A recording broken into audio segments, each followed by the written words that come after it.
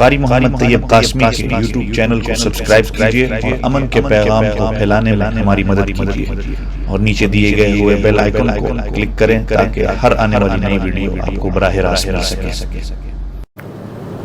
حدیث پاک میں فرمایا گیا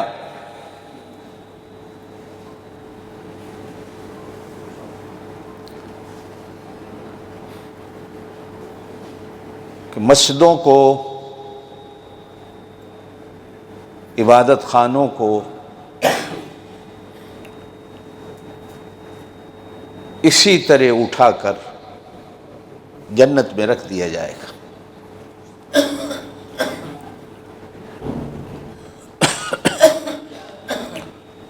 کچھ خوش قسمت خوش نصیب ایسے ہوں گے جو اس وقت عبادت میں لگے ہوئے ہوں گے جب قیامت قائم ہوگی، اللہ کے گھروں کو آباد کیے ہوئے ہوں گے جب اللہ قیامت کو قائم کرے گا۔ کوئی نماز میں کھڑا ہوگا، کوئی رکوع میں ہوگا، کوئی سجدے میں ہوگا، کوئی اتحیات میں ہوگا، کوئی ویسے ہی بیٹھا ہوگا، کوئی قرآن پڑھ رہا ہوگا، کوئی اللہ اللہ کر رہا ہوگا، کوئی دعا کر رہا ہوگا۔ فرشتے مسجد کی دیواروں کے ساتھ، فرش کے ساتھ، چھت کے ساتھ انہیں بھی اسی طرح اٹھا کر جنت میں رکھ دیں گے۔ نہ ان پر قبر کی منزل آئے گی،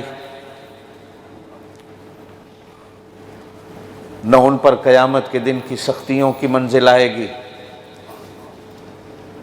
اسی طرح جنت میں چلے جائیں۔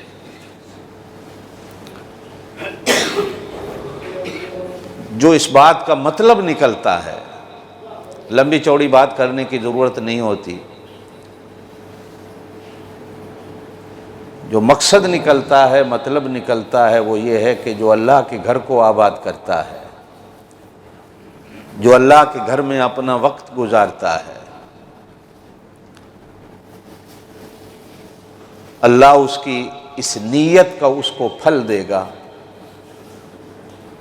کہ قبر کا وقت، حشر کے دن کا وقت، ان اوقات کی سختیاں ساریاں اللہ پاک معاف فرما کر بغیر حساب کے جنت میں داخل کرتے ہیں۔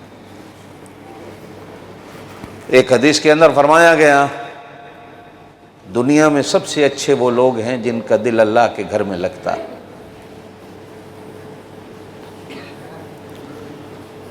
اور سب سے گندے وہ لوگ ہیں جن کا دل بازاروں میں لگتا ہے۔ تفصیل میں نہیں جاتا، عقل مند کے لیے اشارہ کافی ہوتا ہے۔ جن کا دل مسجد میں لگتا ہے وہ اللہ کو بہت پیارے ہوتے،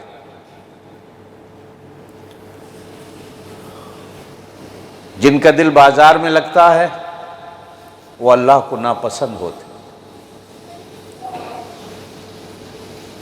ایک حدیث پاک کے اندر فرمایا گیا، المومن فی المسجد کالسمک فی الماء، مسلمان مسجد میں ایسے ہوتا ہے جیسے پانی میں مچھلی ہوتی ہے۔ مچھلی زندہ ہی پانی میں رہتی ہے، پانی سے نکال دو تو مر جاتی ہے۔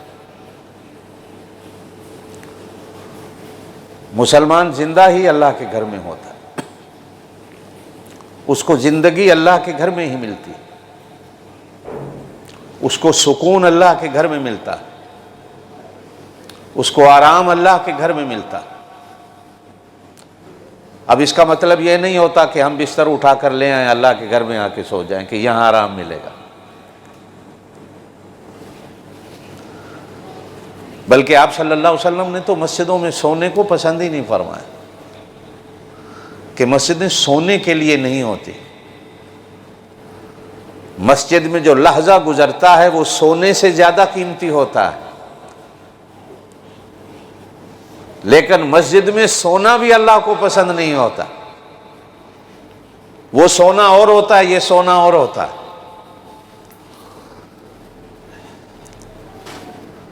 فرمایا المنافق فی المسجد کالطیر القفص، मुनाफिक मस्जिद में ऐसा होता है कि जैसे कोई परिंदा पिंजरे में बंद हो कि कब दरवाज़ा खुले और मैं उड़ जाऊं। अगर किसी का दिल मस्जिद में ऐसे करता है तो लगता है वो मुनाफिक, वो अंदर से कुछ है बाहर से कुछ है। जिसका दिल मस्जिद में लगता है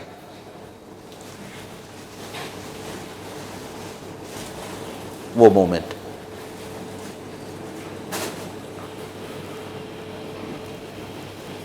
सबसे बुरी जगह बाजार,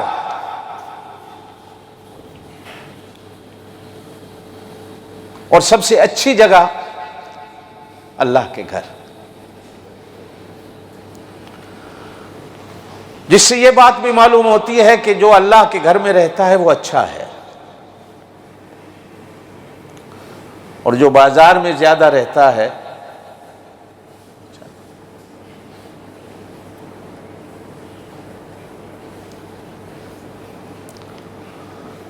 अल्लाह के घर में रहने वाला अपनी जबान से कुछ न कुछ अल्लाह का जिक्र करता ही रहता,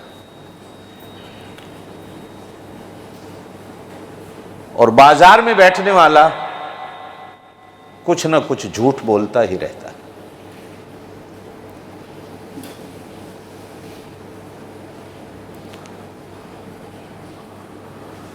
जुबान को अच्छा इस्तेमाल करना अल्लाह को पसंद है, और जुबान को गलत इस्तेमाल करना अल्लाह को पसंद नहीं।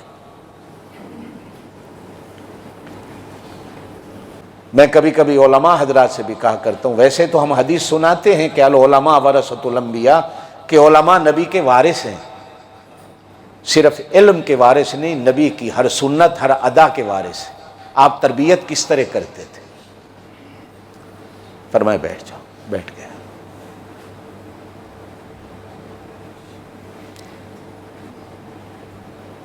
फरमाया क्या कह रहे थे? अर्ज की जिना की इजाजत मांग रहा। आप सल्लल्लाहु अलैहि वसल्लम ने फरमाया, अगर मेरे से आकर कोई तेरी मां के साथ जिना की इजाजत मांगे, कोई तेरी बहन के साथ जिना की इजाजत मांगे, कोई तेरी बेटी के साथ जिना की इजाजत मांगे, तू दे देगा? कहा या रसूलल्लाह ये कैसे हो सकता है मैं जिना की इजाजत? फरमाया जिससे तू जिना करेगा वो भी तो किसी की बेटी होगी, वो भी तो किसी की मां बहन होगी। जो बात दूसरों के लिए सोचते हो वो बात अपने लिए क्यों नहीं सोचते? जो बात दूसरों के लिए सोचते हो अपने लिए वो बात क्यों नहीं सोचते? मैं अगर यही बात सोच लूं, मेरे नौजवान साथियों, ना हम आपको कैद करने वाले हैं ना रोकने वाले हैं। हम कौन होते हैं आपको रोकने वाले? हम तो कुत्ते हैं, नबी का फरमान आपको भौंक के सुना देते हैं, सुन लो। रुक जाओगे तो जी बिस्मिल्लाह, नहीं रुकोगे तो भी जी बिस्मिल्लाह। हमारा काम है सुना देना, हम आकर डंडे से तो आपको रोक नहीं सकते। आप सल्लल्लाहु अलैहि वसल्लम ने फरमाया कि भाई जो चीज अपने लिए अच्छी नहीं समझते हो तो वो दूसरे के लिए भी अच्छी ना समझो। वो भी किसी की मां बहन होगी, किसी की बेटी होगी, किसी की बीवी होगी। मैं अगर यही बात सोच लूं तो मेरा ख्याल है आप और मैं जितने इस गुनाह में मुलव्वस हैं सारे तौबा करने को तैयार हो जाएं कि अल्लाह हमें माफ कर दे। इम्कान है, लेकिन फरमाया दीवार बना दी हुजूर सल्लल्लाहु अलैहि वसल्लम ने कि ये इम्कान ही नहीं कि मुसलमान झूठ बोले। वस्सादिकीन वस्सादिकात, तुम्हारा खुदा सच्चा, तुम्हारा मुस्तफा सच्चा, तुम्हारा दीन सच्चा, तुम्हारा कुरान